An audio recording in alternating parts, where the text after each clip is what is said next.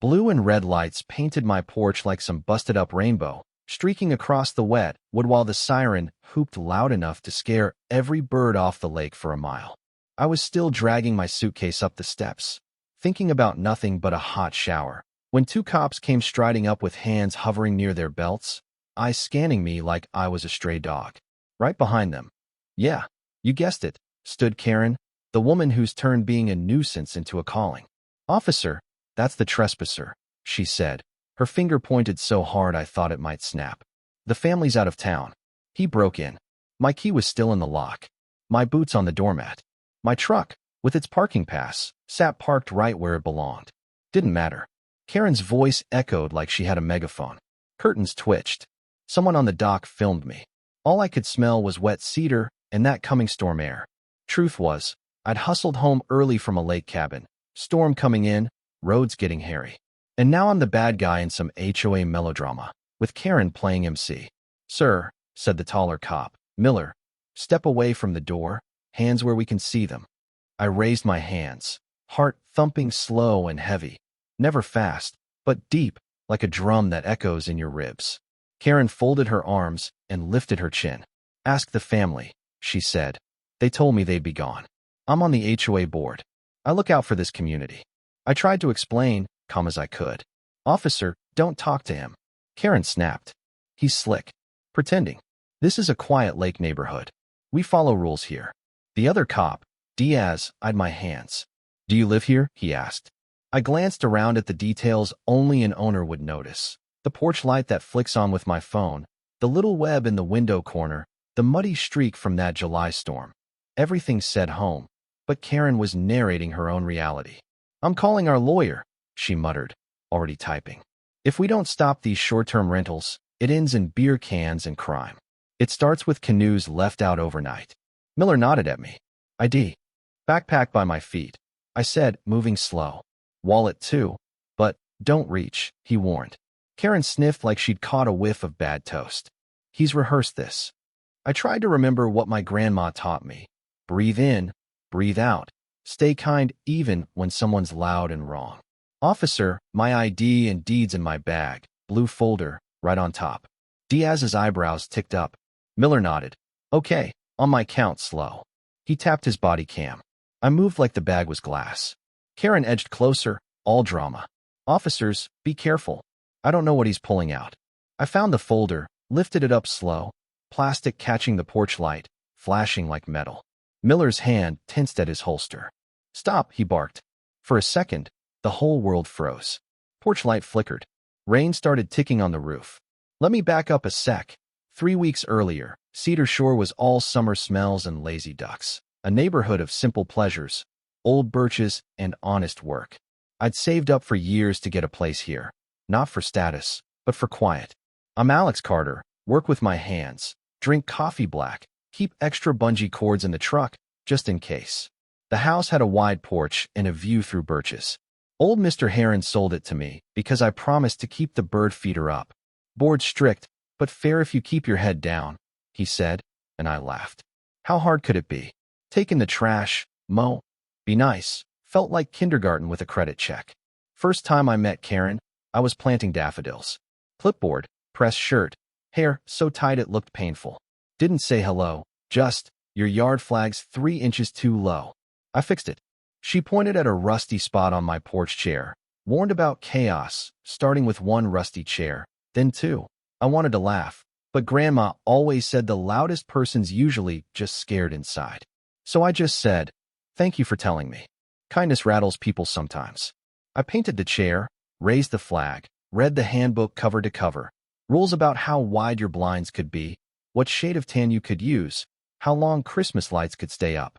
Honestly, I could live with it. Kids rode bikes in circles. Neighbors nodded. I figured, just be careful and you can live in peace. But careful didn't mean cold. I carried groceries for Mrs. Allen, patched Mr. Jenkins's tire, fished Trevor's runaway bass out of the grass with my hat. I kept a jar by the sink, tossed in a coin for every good deed. Not to earn anything, just a reminder that kindness adds up. But Karen watched from her porch. All warnings, no welcome. If my grass was an inch long, or my recycling bin lid stuck up, I got a note. Once she said my doormat was too urban. I just smiled and moved it. Thought about putting a big "Be Kind" sign out front. Nope. Handbook says no signs, except security or holidays. Then that storm rolled in. Forecast said wind, buckets of rain. I had a rare break lined up: lake cabin, fishing rod, a pile of books, Grandma's chili recipe. Triple-checked the house, locked everything, left Mrs. Allen a note in case she needed anything. By the second night, the weather radio was all flash floods and falling trees. I did the math. If I waited, I could be stranded. Thought of the old birch by my porch, the neighbors, even Karen. Packed up, raced the rain home. The storm chased me, but I beat it. I was barely in the driveway before Karen rounded the corner, clutching her phone. "I'm calling the cops. The family's out of town. You can't just break in." I warned the board. "Karen, it's Mrs. Whitfield." She called 911 like she was reporting a bear in the backyard. So here we were, me, two cops, Karen narrating, rain starting to fall. I held up the blue folder. "Papers. Proof." Miller's eyes locked on mine. "We're gonna do this together." "Slow. Set the folder on the rail. Step back." I did, rain dripping off my jacket. Diaz scooped up the folder. Karen cleared her throat like a judge. "He's got short-term rental stickers, officers." Diaz just flipped through, license, bill with my name, certified deed. Miller checked the seal. Rain hammered the roof. Karen jumped in again. "People fake these all the time. He could be a scammer." Miller's tone went cold. "Ma'am, let us do our job." I stood, hands raised, feeling the porch under my boots, listening to a kid laughing somewhere down the street. Diaz called dispatch, read off my parcel number. Rain picked up. Karen's mouth opened and closed. Grandma's voice ran through my mind. "Kindness isn't weakness. It's a door that opens the right way." The radio crackled. "Copy. Current owner, Carter Alex." Miller met my eye, glanced at my key still in the lock. Karen cycled through disbelief, irritation, pure anger. "Officers, he should have notified the board," she snapped. "He did not. Safety issue. There's no rule about coming home early," I said, calm. "All I wanted was tea and a dry room, not a fight." Miller nodded. "Thank you for your patience, sir. It appears you're indeed the owner." Karen sucked in air like she was about to blow out birthday candles. "This does not excuse the stress you put on the community." Her eyes flashed with that brittle mix of fear and control, like she was scared of losing something. I could have argued. I chose kind. "Sorry you felt scared, Mrs. Whitfield. Next time, I'll send an email. Not because I have to, but because it helps folks feel safe." Just then, the wind shoved rain sideways across the porch. As Diaz handed back my folder, a massive crack split the air. A birch limb snapped, crashed down, smashed the railing, shattered my window, nearly caught Grandma's rocker. The storm had arrived for real.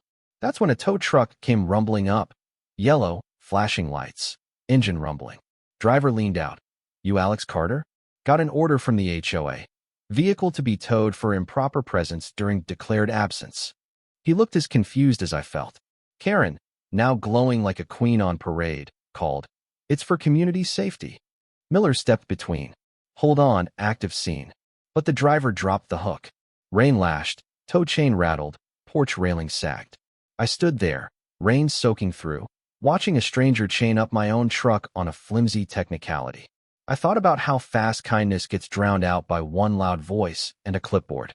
The tow driver hesitated. "Don't," I said, steady. Before anyone could argue, another crack, bigger limb coming down fast. Karen's clipboard clattered. Diaz shoved her clear. The limb smashed the tow truck's hood. Glass sprayed. Everyone scattered. For a second, I thought the whole tree might fall. The tow driver, pale, unhooked my truck. "Forget this job," he muttered, storming off. For a long moment, the only sound was rain. Diaz checked if I was okay. Miller gave me a long look, like he finally saw what this was about. I clutched my blue folder, deed inside still legible through the rain. Nothing, not a storm, not a rule book, not a bully, was going to wash away the truth. I belonged here. Morning came, sky gray, porch a mess. Mrs. Allen showed up with muffins. "Don't let her scare you off," she said, and I promised I wouldn't. By noon, the HOA emailed a notice: violation, unauthorized parking, community disruption, damage from the fallen limb, my failure to trim hazardous vegetation. demanded I show up at the next board meeting to defend my right to stay. I laughed, dry and tired, and decided it was time to stop being quiet. That night, the community hall was buzzing. Neighbors, the board lined up at their table, Karen at the center, Mr. Price the president, Ms. Rogers the secretary. Karen announced, loud, that I'd endangered the neighborhood. I set my blue folder on the table, voice steady. This is my home. Bought with honest work. Names on the deed. Cops confirmed it last night. What more proof do you need? Karen sneered. Paper can be faked. Rules are rules. The room tensed. Then, twist incoming. The hall doors burst open. Officers Miller and Diaz stepped in, still dripping from the rain. Miller, we're here to clarify some things. Last night, 911 was called for a break-in. Almost led to disaster. Mr. Carter is the owner. Call was unnecessary and wasted response time. Karen sputtered, but Diaz backed him up. We confirmed everything. ID, deed, keys. The storm was dangerous. The call wasn't needed. The room rippled with whispers. I stood, raised the deed. I came here for community, for kindness, not for power games. I'm not leaving because of fear. Applause broke out. Mrs. Allen, a few others, and suddenly half the room. Karen slammed her clipboard. This isn't a popularity contest, she shrieked. Just then, a courier burst in, handing me an envelope from the county. Urgent. Inside, a certified document. My property was grandfathered in, exempt from many HOA rules. Karen's jaw dropped. The crowd erupted. Even the HOA lawyer, called in to back her up, slammed his briefcase down, announced, I won't defend this. The clause is binding. I'm done representing you. He stormed out. The spell was broken. Neighbors murmured. Finally, proof. Karen's last line of defense crumbled. But then, a kid rushed in with another stack of envelopes. Certified delivery. Foreclosure warnings to homeowners, all over Cedar Shore. Panic. Everyone started opening notices. Thousands in bogus fines. Threats of losing their homes. Karen finally snapped. Yes, we filed them. Rules mean nothing without teeth. The crowd roared. Mr. Price tried to gavel order, but it was useless. I raised my voice. These threats are illegal. An HOA can't take your home without court. Now we know. This board's been using fear as a weapon. Mrs. Allen stood, voice like iron. You didn't keep us safe, Karen. You kept us scared. More applause. Mr. Price moved to suspend Karen's authority. Ms. Rogers seconded. Karen clutched her clipboard, but the crowd had turned. You need me, she wailed. No. I said, this time everyone heard. This place will finally breathe without you. She stormed out, doors slamming behind her, the sound echoing like a chapter ending. Neighbors hugged, tore up their foreclosure notices, laughter mixing with tears. Cedar Shore wasn't free just because the rules changed. It was free because people finally stood up. We walked out into the night together, the lake calm under the moon. For the first time since moving in, I felt part of a real community. The next morning, kids rode bikes in circles. Mrs. Allen waved. Jenkins nodded from his cart. For the first time, Cedar Shore felt alive, because of kindness, not fear. And as for Karen, she never came back to another meeting. Where are you watching from? Drop your city or state in the comments. I'd love to know how you see it. What do you think? Where's the line between rules and real community?